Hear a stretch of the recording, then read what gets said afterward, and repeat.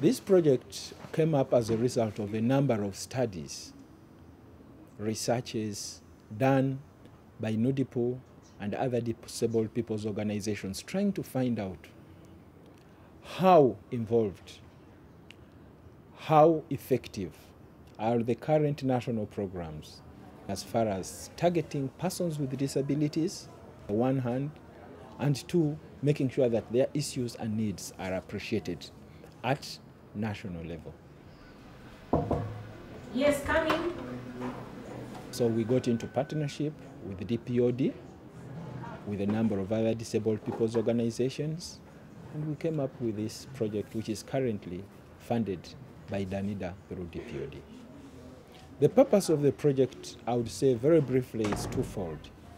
One, to raise awareness about issues of disability and HIV/AIDS information amongst persons with disability.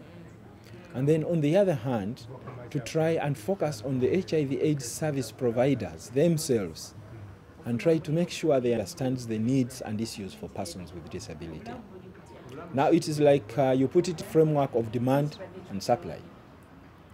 Raise the awareness for disabled persons to increase their demand for the services, and make the service providers conscious about the issues and needs of persons with disabilities so that they are able to appropriately supply the services.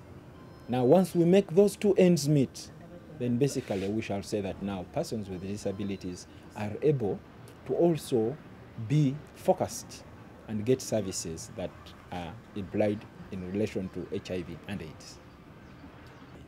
I think and I believe it's not about more hospitals.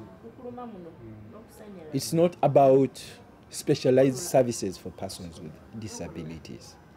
It's about ensuring that there is equitable access to services. And by equitable access, we basically imply that if a person with disability goes to a service utility, are the service providers accessible? Would they realize that when a deaf person came for a service, there is need for an interpreter? Would they realize that if they are giving ARVs to a blind person, and remember ARVs are normally many, and they give them like for a month or so, how are they going to explain in order to have adherence to the drug in respect to the blind person? If you are going to supply, for instance, say, condoms, how are you going to explain the use of those condoms? So it is a whole big package.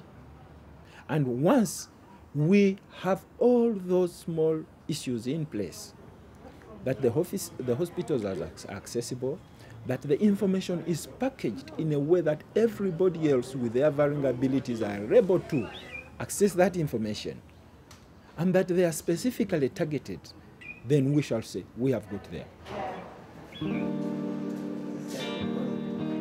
Yes, it's negative because there is one line, the control line. Okay. On patient's line, there is no line.